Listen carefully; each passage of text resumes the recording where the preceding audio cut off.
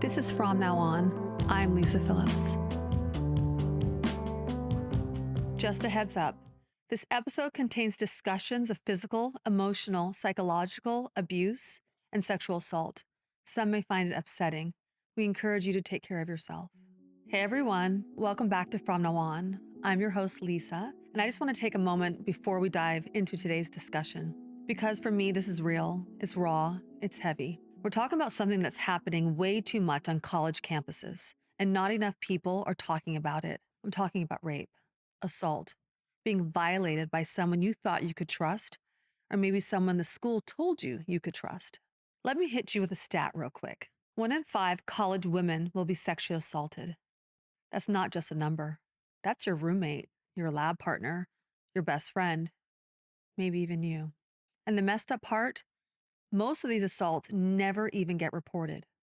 Why? Because survivors are scared. They're threatened. They're told to be quiet, especially when the person who hurt them wears a jersey, scores touchdowns, or brings money into the school. Athletes commit a significant number of these assaults, and they get protected while survivors get punished, shamed, or just flat out ignored. Today's guest is someone who lived through that nightmare. She was raped by a group of athletes on a college campus in North Carolina, a place that should have been safe, a place where she went to get an education, not to be violated and left to carry that trauma for the rest of her life. And she's not alone. Survivors of campus rape deal with lifelong PTSD, depression, anxiety, and so much more. Some even drop out, some spiral, some never recover, while the people who hurt them go on like nothing happened. Let me be real with you for a second. If you're in college right now or headed there soon, please be careful. I know it's not fair that we even have to think about this, but it's real. So here are a few things I want you to hold on to. Don't walk alone at night. Grab a friend, share your location, and stay aware. Don't take a drink from someone you don't know, and never leave your drink unattended. There are people out there slipping drugs into drinks to take advantage of you, and roofies are real. If something feels off, leave. Leave right away. You don't owe anything to anyone. Not your time, not your body, and not your silence. Survivors often feel worthless, not just from what happened to them, but from the way they were treated after. But if you're listening and you've been through this, you are not worthless. You are not broken, and you are not alone. We speak out so that others don't have to suffer in silence. We share our stories to protect the next generation, to demand accountability, and to say, from now on, we fight back. From now on, we believe survivors. And from now on, we are speaking the truth about what really goes on in universities across America. So let's get into it. Today's guest is a resilient soul with a heart of gold. Despite life's hardships, Iesha Campbell shares her story to inspire and empower others on similar paths, turning pain into purpose. I am so grateful today to welcome Iesha Campbell to From Now On. Welcome, Iesha. Thank you. You're so welcome. So tell me, when you were little, what did you want to be when you grew up? I wanted to be a firefighter, but my dad, he was like, girls can't be firefighters. He kind of had the mindset of girls' place are in the kitchen and in the bedroom. Oh boy. So, yeah, it was like, no, you can't be this, you can't be that. So when I got older, I wanted to be a police officer, but that changed along the line. So, Oh yeah, we'll get into that, why that yes. changed. So what was your home life like? So when I was in Hawaii, I didn't have a lot of memories in Hawaii, but I remember when I was in Georgia, it was, I ain't gonna say it was abuse, ain't gonna call it that, but I remember I had to stand in the corner with my dad for an hour and a half. It's like still, I could never do nothing right as a child. Then when we moved to North Carolina, it got worse. And he would tie us up in these long white socks and whoop us and stuff. And it was just rough with him. And I did address this issue with my mom when I got older. She said she didn't realize a lot of this stuff was going on. But growing up, it was, as a little child, it was rough. So that's probably why me and my sister were so close, because we had to try to deal with it on our own and comfort each other and everything until my mom and dad got a divorce and he was at the house. Oh, he was out of the house then. And Yes, how old were ma'am. you then? I was 6. Oh, okay. Okay. And after that, it was peaceful. Oh, good. Yes. So then you grew up a little bit and then you were heading off to college. What was that process like? Before I actually decided to go to college, I didn't want to go. I did Okay. not want to go. I planned on going to the military, Okay. but I got pregnant and I had an ectopic pregnancy. They had to do surgery and everything to remove the baby. Okay. And after that point, I was like, my body, I don't think I can go to the military right now. So I decided to go to college just to Okay. see what it's about, because all my friends went to college. Okay, good. So I was like, well, let me sign up and see how this is going to be. Hey, I really wanted to get away from home. That was the main goal, whether it be the military, college, moving out. I wanted to get out my house. What year did you go to college? 2010. So you chose your college. Was Yes. it local or was it out of state? It was local. Okay. In North Carolina. Yes, Okay. Raleigh, North Carolina. Raleigh, yeah. What were the first weeks like at college? The first week, because the way I kind of grew up, I didn't really have a voice. I couldn't speak up for myself. The first week, I mainly just stayed in my dorm and ate microwavable meals and went to class when it's time to go to class and come back to the dorm. Like, I did not participate in nothing at all. Okay. And that's how it was like the first 2 weeks. Because you didn't know anyone. Mm-mm. Right. Yeah. And you were shy, like meeting very. friends. Yeah. Okay. Yeah, that happens sometimes in college. Yes, I didn't even speak to my roommate. Yeah. It's like we was in the same room, but we was totally strangers because I would not engage with nobody. Right. Yeah, that's like a traumatic response. Yes. Yeah. But then you were invited to a party. Yes. One of my classmates invited me to this party. And I remember I asked him, I said, oh, it's going to be some other girls there. He was like, yeah, it's going to be some other girls there. Mm-hmm. So I was like, okay, well, what time it start? And I would be over there. So when it was time for the party, one guy who had a big old crush on me, he was walking with me to the party because he planned on attending it too. Right. And they told him like, no, you can't come in. This is a private party, and they sent him away. So he walked you to the party, and the boys didn't let him in? You're right. Okay. And so when you got inside the party, were there other girls there? No. There were no girls there. I remember I went into the first room and they had like drinks already made.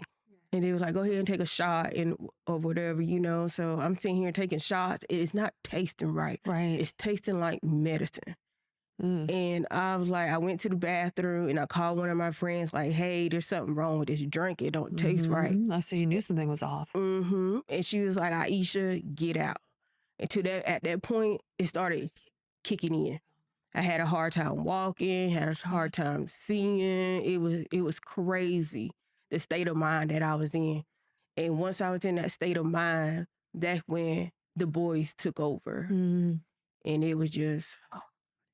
Did you say to those boys, something's wrong with my drink? This doesn't taste right. Yes. I told them that. They said, oh, don't be a baby. You can't handle your liquor and everything. I'm like, I ain't got no problem handling my liquor, but this tastes like medicine. Neither one said to you, well, if you don't feel well, you can leave. No, nobody didn't say that. They were trying to get me to drink as many drinks as I can. But after I got that taste, I knew something.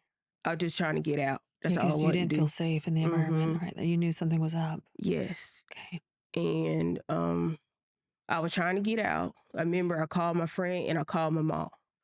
And the boys saw I was trying to get out and they was like, oh, come over here. We got you. No. Whenever we went into that room, the door closed. There were 13 guys in this room. And half of them had their pants down. And they told me the only way I'm going to get out this room if I please them. And I just wanted to leave. That's all I wanted to do was leave. And so I did what I had to do, thinking if I do this, they were going to let me go. No, they didn't let me go. As soon as I saw that door open, I tried to run. And when I ran to the bathroom. And I was trying to stand on top of the toilet so nobody couldn't see my foot.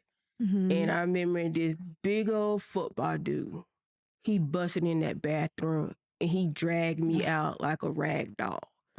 And I remember fighting back and forth with him, trying to get away. And when he finally let go, I hit my head on a brick wall. And to this day, I got a dent in my forehead. And we later find out I have a traumatic brain injury from that incident. And when he dragged you, the other boys were just standing there? They were cheering him on. What?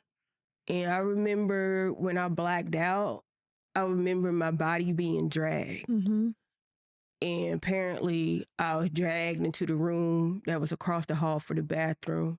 And the boys did whatever they wanted to do to me. And Again. the only reason why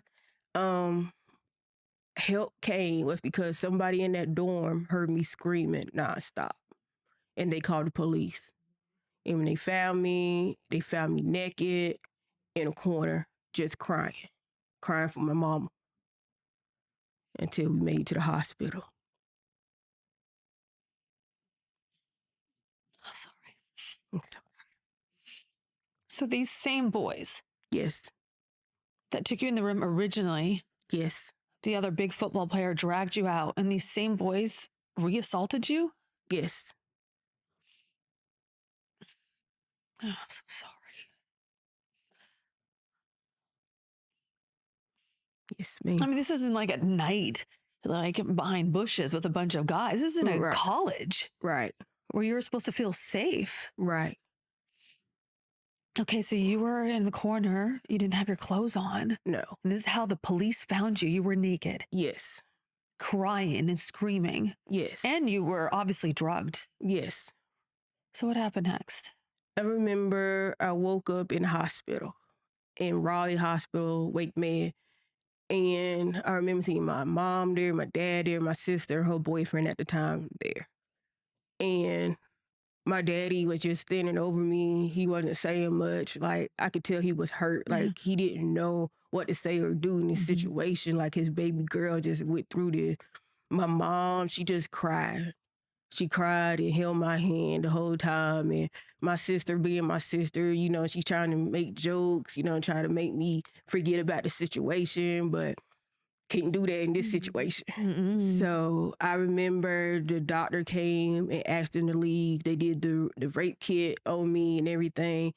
And I never forget, they also told me they heard from the EMS that they surprised that I lived because of all the drugs and stuff they found in my system. They said it was supposed to have knocked my heart off. There was no reason for me to be alive. And they had to keep reviving me, just kept trying to keep me alive until I got to the hospital. Wow. So, yes. That is so frightening. Yes, it was. And do you remember that? Yes. That part of it? Yes. Wow. It's because it was scary. Just to think how close I was to death. If somebody didn't call 911, I probably would have died in that corner. Absolutely.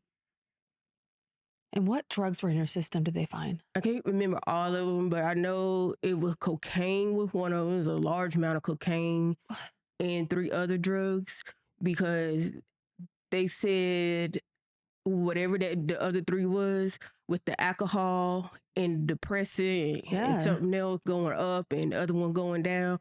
Basically, my heart just couldn't take it. Cocktail of the coke and alcohols can do that to your heart. So, but you tasted that. Like you were saying, this doesn't taste right because you can taste that. Yeah, cocaine it tastes like medicine. in a drink. Yes. Oh, that is just infuriating. Yes, it would. But I was not like really in a state of mind to like. No, of course not. You were drugged. Yes. And that's what they wanted to do to you, was drug you so they can have their way with you. You know, it's just disgusting to me. Yes. That boys, how old are they? 18, 19? Yes.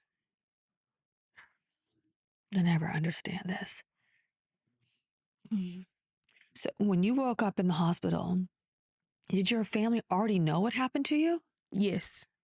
Yeah. So the police knew what had happened to you. So Yes. this was documented Yes. as a rape. Yes. Even a rape kit even came back as positive. Mm. So we're thinking, okay, we got the golden ticket right here to show what Mm-hmm. happened. Yes. We didn't go down like that. Okay. So then how long did you stay in the hospital? For a day. Okay. So after you left the hospital, did you go to the police station? No. Okay.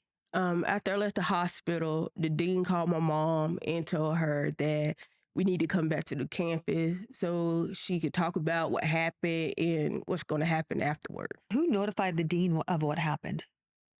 I have no idea. I don't know if it went around campus, the camp. I'm pretty sure she had to know something to see the police, the Right. ambulance Of on course. campus.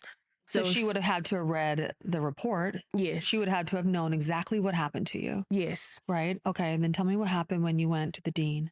When we went to the dean, the first thing she wanted us to do was talk to the police officer of the campus. So I'm thinking me and my mom, we're going to be together, Mhm. because I needed her with me during this process. Yeah. So when we get there, they separate me and her. And while I'm in one room, Mhm. she's in another room. And they were telling me that I can't take this to court. If I take this to court and say what happened, they're gonna make sure the world know I'm a whore. What? Who said that to The you? police officer that was talking to me. The campus police officer. Yes. Okay, so this is different from the police officers. They were aware this was a rape that happened to you. Right. Multiple men. Yes. But when you got to the school, the campus police officer and the dean had a different story they wanted you to have. Yes. And they told me if I tell anybody, nobody's not gonna believe me. So Mm. it's best for me to just shut my mouth and sit down somewhere. So when we got out, I asked my mom, I'm like, Mom, what did they tell you? She said, oh, they said they're gonna help you. They're gonna help you get justice and everything. I'm just like, why are they telling us two different things? Mm. So I didn't tell my mom right then and there what they said to me. Mm-hmm. I waited till we got home and I told her. And then after we left the campus police place, they wanted us to go talk to the dean. And when we went to go talk to the dean, my mom, once again, was trying to be right beside me. And the dean said, no, no, no, no, no. We just need Iesha. What? We just need to talk to Iesha. How old were you at the time? I was 2010. I was 19. And yeah. And your mom has every right to be in the room with you. Yes. And they told her she had to sit in the lobby until they finished having a conversation with me. So I went with this dean, and there was every boy that was at that party, 13 of them. It was this long brown table. It was long. And it was every seat was taken by one of them boys. And she said, you have caused these boys so much harm. You have done a lot to these boys and you need to say sorry to them. I'm looking like harm to them. No, it should be the other way around. She told me I was not able to leave until I apologized to them. But she didn't ask you your side of the story? No, not one time. Did you find out what they told her? What was their story that you had to apologize to them for? I have no idea, but whatever story they came up with, I know it couldn't make no sense. No, she knew what happened. Yeah. She was well aware of exactly what happened to you, that you were drugged, almost died, and raped by these boys. Right. And she was protecting them. Yes, because they was on the football team, track team, and they need them. They're star athletes. So what happened? So she made you apologize to them. Yes. What did she make you say? I'm sorry. I'm sorry I caused you pain. Can you please forgive me? I had to ask them for forgiveness. And then after I finally said it right, because I had to redo it like 3 times. Why? Because the first 2, it didn't sound like I meant it. This dean was a woman? Yes. that made you repeat this 3 times to boys that had just assaulted you? Yes. That's so, how did you feel? I felt like I ain't had no worth. At that point, I didn't want to breathe no more. Oh, so terrible. I'm so sorry. I just didn't want to breathe. That was the lowest my mom ever seen me. And your mom wasn't even there Yeah. to stick up for you and stand up for you, because I don't think your mom would have Oh, let you do that. No, she would not. Oh, I wouldn't have let my daughter do that either. And after I did the apology, they told me to get my stuff and leave. The dean said that to you? Yes. And they said if I leave, they're going to wipe everything clean.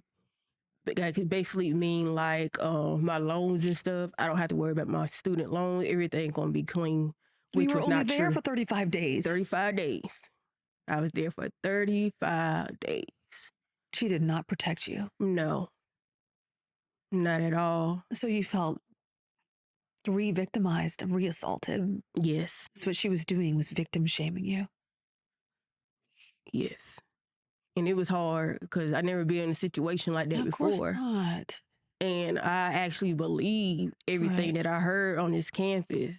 It's my fault. Yeah. I caused everybody Yeah. pain. Mm-hmm. I'm a whore. Mm-hmm. I'm this, I'm that. I believed it Yeah. for the longest. Yeah. Well, that's what they wanted you to believe. Yes. But that's not the truth. No. No. They're the ones that should have been ashamed of their behavior. Yes. They're the ones who should have been prosecuted. Yes. Yeah, but she didn't want to lose 13 of their athletes. Right. And the big scandal that would have come about. All right. It's a tough one for me because this is the reason why so many parents aren't sending their kids right out of high school anymore. Right. Because we're aware of 1 in 5 girls are being raped on college campuses. And I pray every night that no girl don't ever have to feel the pain that I had to feel. Cause that's a hard weight to carry. Yeah. Even to this day, I still feel that weight sometimes. It's not as heavy, but I still feel it. Yeah. Of course you do. It's horrible. No one should have to go through that. Right. And people should stand up and protect you, especially when there's so much evidence. Yes. A lot of people don't understand what goes through the mind and the heart of someone who's been abused that way. Yes. And people, when they don't stand up for you, the people are supposed to listen to your story and do what's right for you. And when they don't, it feels like there was something wrong with you. Yeah, that's exactly what happens. You hold the shame. Yes. And that shame doesn't belong to you. No. So they made you leave the university? Yes. They told me that same day I need to pack all my stuff and I need to leave. So me and my mom, we packed up what we could pack up. And she was like, we're going to leave the rest here. Don't even worry about it. Whatever's left behind, I'll get you a new one. I just want to get you off this campus. Mm-hmm. So that's what she did. It must have been hard for your mom. It was the effect that it still have on her. Mm-hmm. I can tell. Yeah, you feel helpless in that situation. Yes. It's really hard to go up against, schools like that. Because I know she felt like she was born and raised in North Carolina and she's just this country girl trying to go against the city people and there's no way she could win. Before this assault happened, how were you feeling about yourself? I felt good about myself. I felt like I was the cutest thing that ever walked on this earth. Good. I was small, I was slim and everything. I felt really good about myself. You had good self-confidence. Yes. Yeah. A lot of it.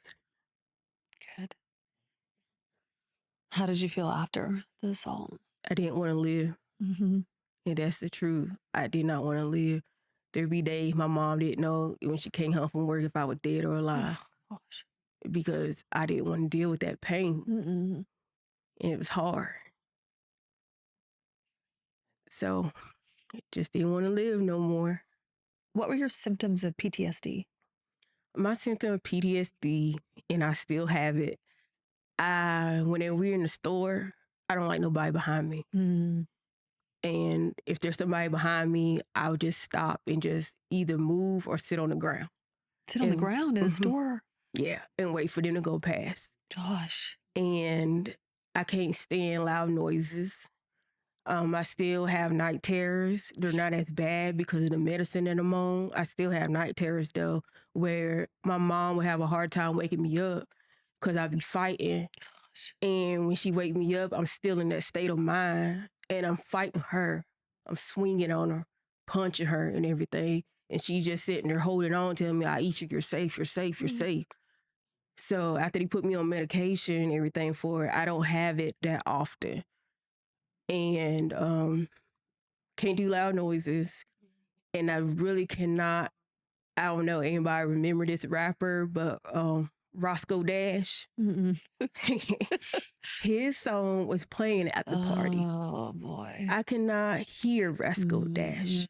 If I hear his song, I will break down. You would think I'm at day one again. Yeah. And I can't do it. Music can be very triggering. Yes. Yeah, the audio part of it, the assault. Yeah. So like I have social anxiety now. I don't like being around people and everything. Like it takes a toll on me because I don't feel safe if I'm around more than 10 people. I'm like, okay, I'm at risk. Somebody might hurt me or anything. So I really don't go out like that. And that's women and men. Mm-hmm. Yeah. I can see with the men, but with the woman, like the dean, like not even trusting people anymore. No, I can totally have see no that. trust. How did your family support you during this time? With my mom, as soon as it happened, she took time off work. Yeah. And I remember I kept complaining about a headache. We didn't know if it was still the drugs in my system or what was going on. But she took me to the hospital. And that's when they did the x-ray of my head. And they said, you got a dent in your head. Boy. It's deep. How did you get this dent? And I had to tell them the story. They was like, yeah, you have a traumatic brain injury. Oh my. And it's going to hurt for a while.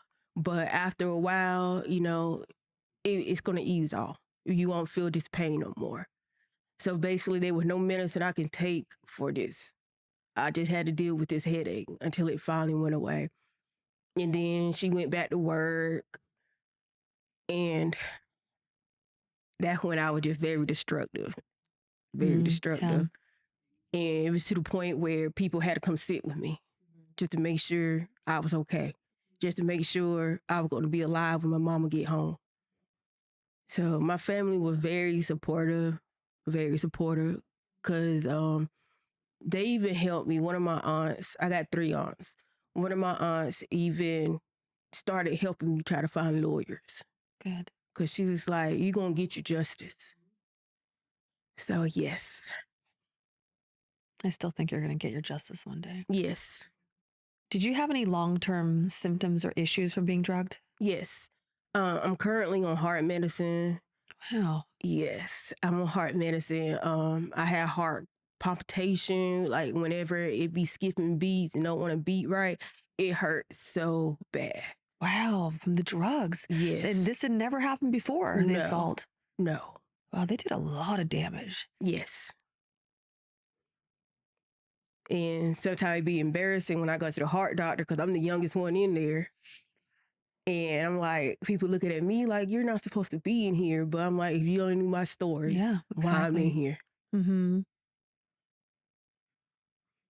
Did you get into therapy after that? Yes. Okay, thank God. I went straight into therapy. Okay, good. I had therapy at a place called Daymart Recovery in Sanford. And I also started going to a place called Safe Haven for victims of assault and abuse. And I went there. And I want to say that place helped me out a lot. And they told me it was not my fault for what happened. It doesn't matter if I walk down the street butt naked, drunk, high, whatever.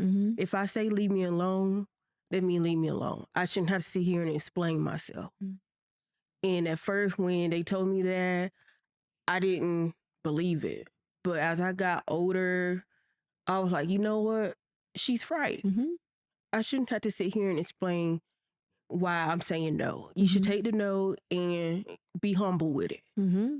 So, yeah, I was like, they helped me, but they helped me get on medication, deal with my PTSD. Good. Because it was really, really bad. the person that I was, you would look at her and be like, nah, she ain't gonna make it. She ain't gonna make it. But with them putting me on medication, I'm on a better track. Mm-hmm. Yeah, I've often heard that PTSD is worse, like what you've been feeling over the years when you don't remember the assault so much, like when you were drugged. Mm-hmm. Besides, if you were like completely sober and you remember every detail, but when you're drugged, it's like so many things that you don't know what, or in your mind, or what could have happened.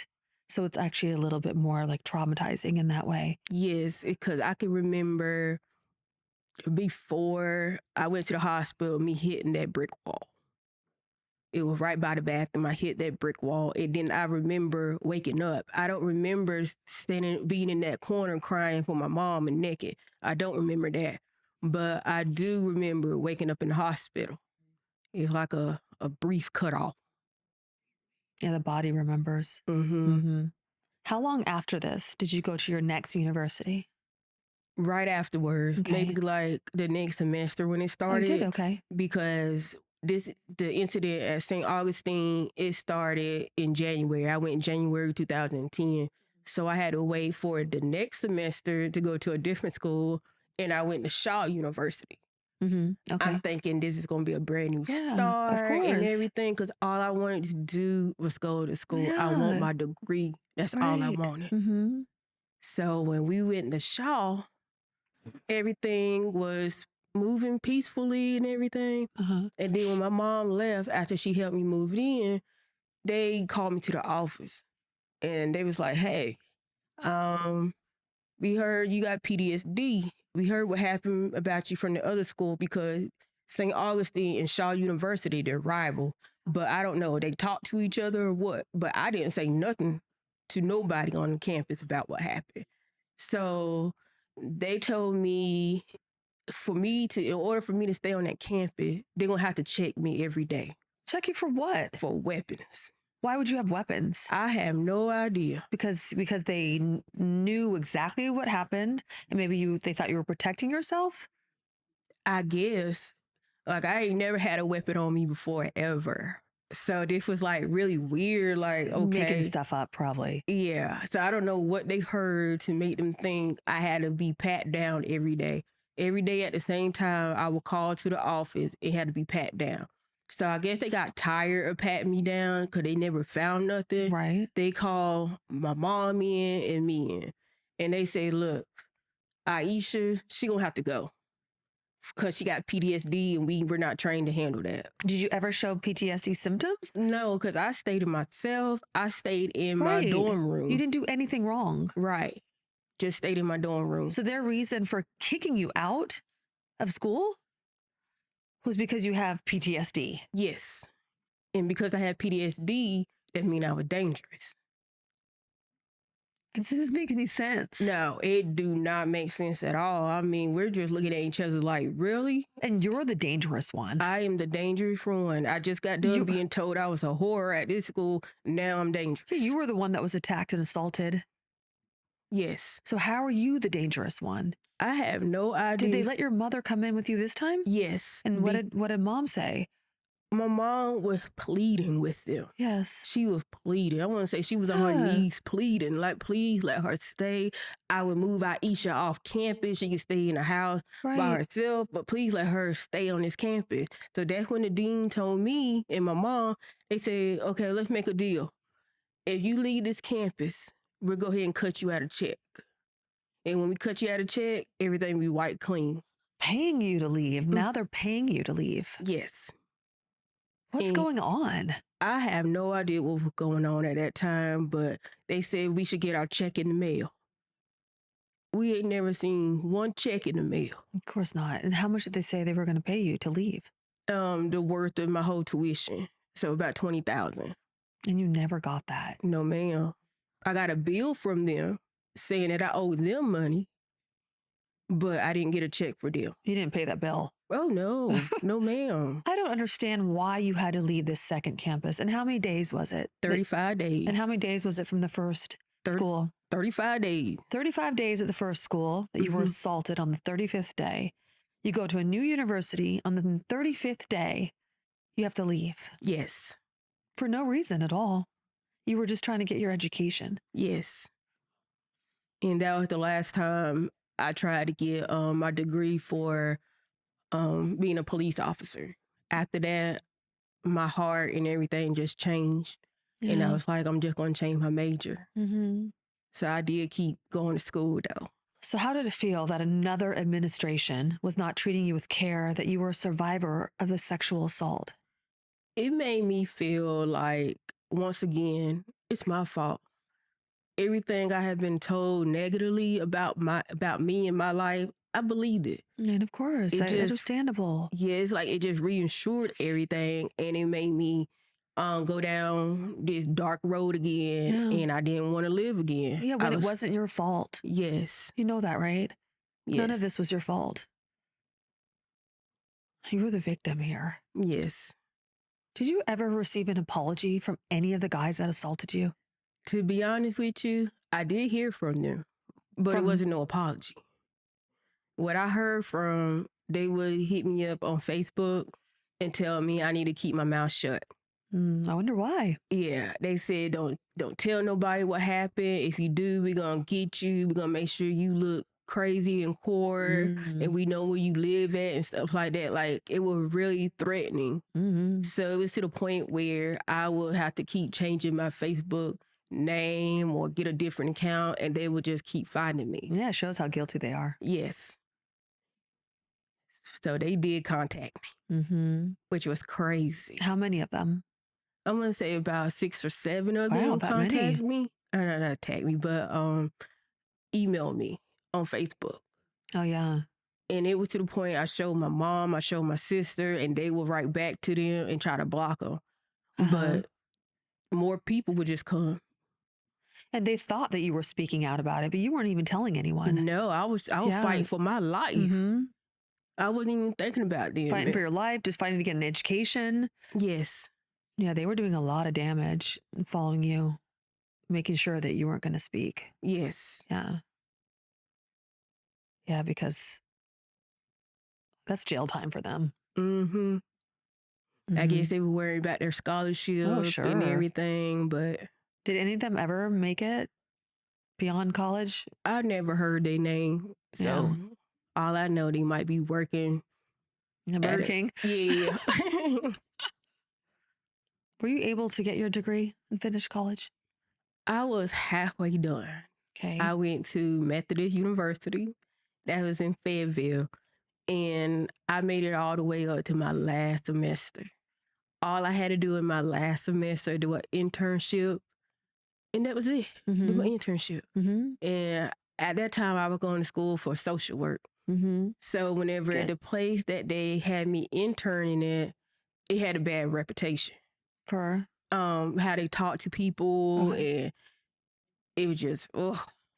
But they put me there, quiet old Iesha, they put me there. And this lady who runs it, she would talk to me hateful all the time. I got in a car wreck. I got in a hit and run, and my whole forehead was busted up and bleeding. I showed her the picture, told her I won't be in there the next day. She was like, you always making something up. Don't even worry about coming back. It was something always negative. So when I told my teacher about it, I was like, hey, I don't feel comfortable being here no more. Of course, all I hear, it's in your head. It's in your head. So I had to leave because it was getting to the point I felt like I was not myself. Right. I was not myself no more. And I remember I called my mom. I said, Mom, I cannot do this no more. I can't do it. Yeah. And I was in the car. And she was like, Iesha, don't worry about the school. Don't worry about the internship. Don't worry about nothing. Just come back home to me. And we will get through this. Okay. Because at that point, I didn't care about living. What is up with these people? I have no idea. I guess when people get a little bit of power or authority, they just go crazy with it. I mean, you're showing her proof that you've been in an accident. Yes. So you have every reason not to come in that day or the next day. And when I came back in, finally, she see this large scar on my forehead. What'd she say? Nothing. I mean, I wouldn't make nothing up like this. Of course nothing up not. like this. Like, it happened in the Walmart parking lot. So how long was it after the assault?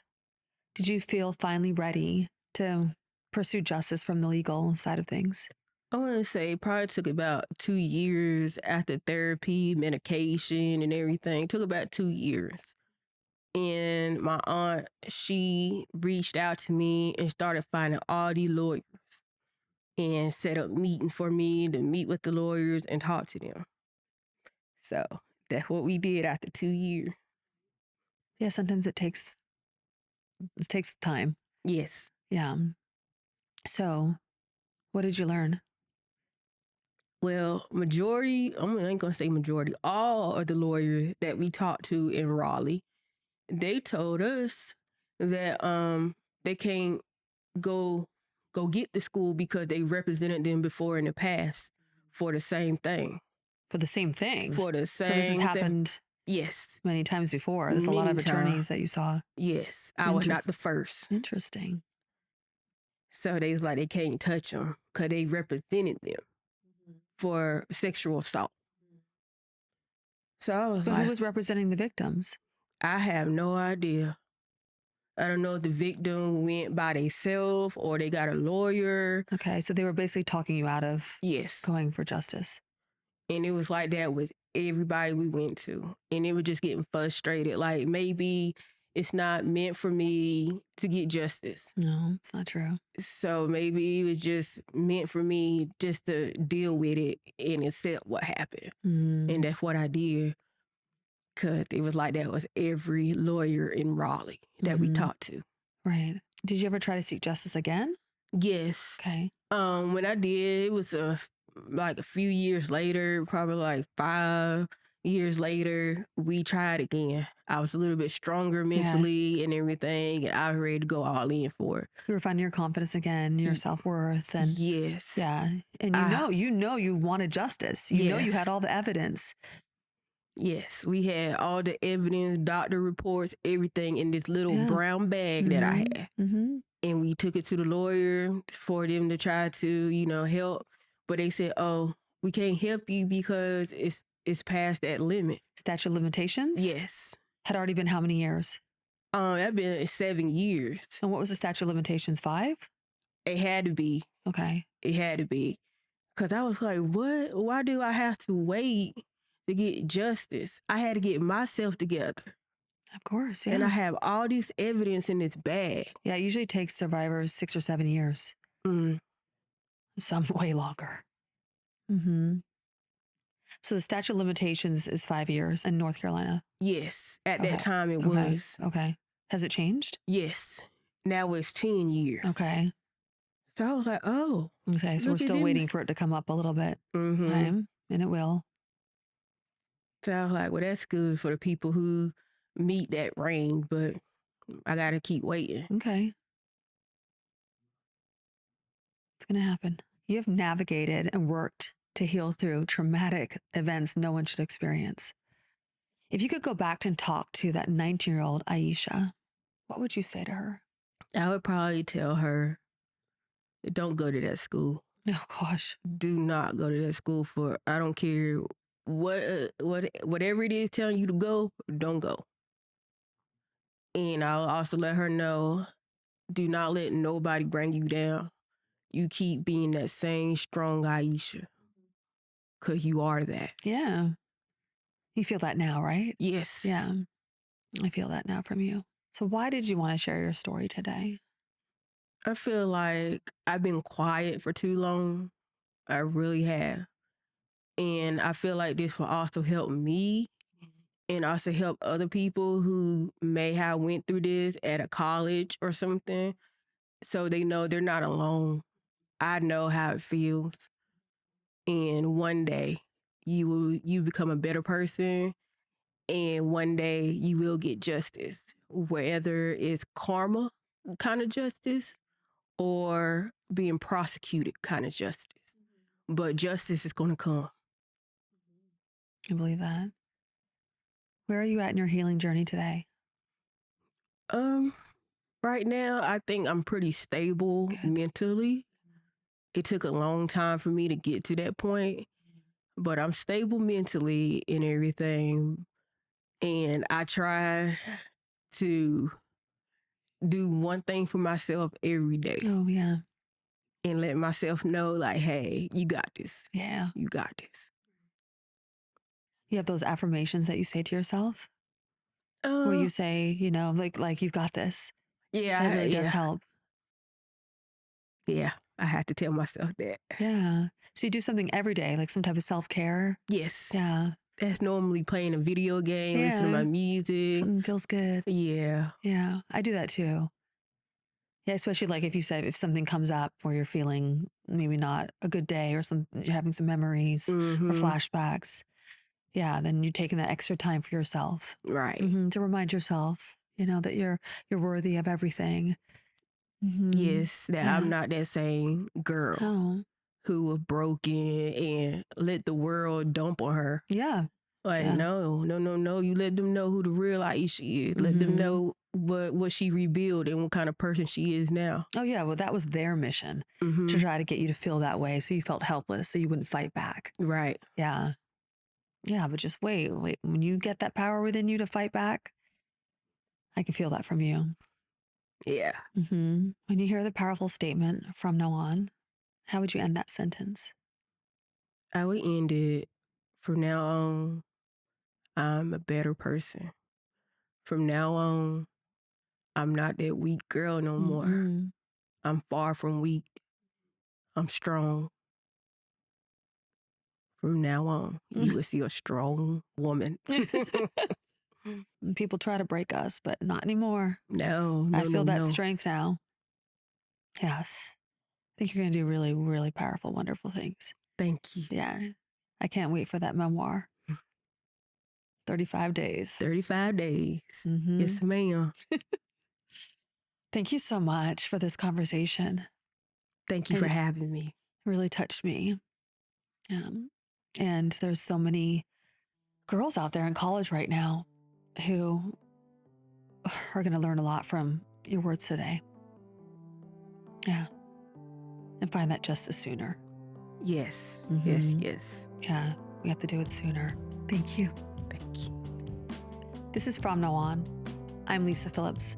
And until next time, stay informed, stay empowered, and remember, there is strength in speaking out.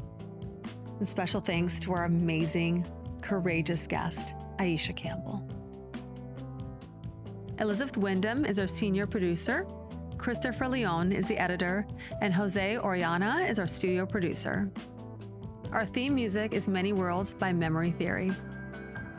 If you have any thoughts, questions, or stories about your own views on topics discussed on From Now On, email us at fromnowonpod@gmail.com.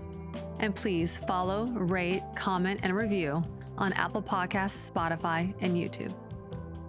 If today's conversation resonated with you and you are seeking more support in your own healing journey, if you or someone you know has been sexually assaulted, help is available. Call 800-656-HOPE. If you or someone you know is being trafficked, contact the National Human Trafficking Hotline. Text 233-733. That's Be Free. PAVE is a 501c3 nonprofit creating a world free from sexual violence and building communities to support survivors. To learn more, go to shatteringthesilence.org. Speak Out, Act, Reclaim, SOAR, is dedicated to providing a safe and empowering space for survivors of sex trafficking to reclaim their stories and stand up for themselves and each other. That's www.speakoutactreclaim.org.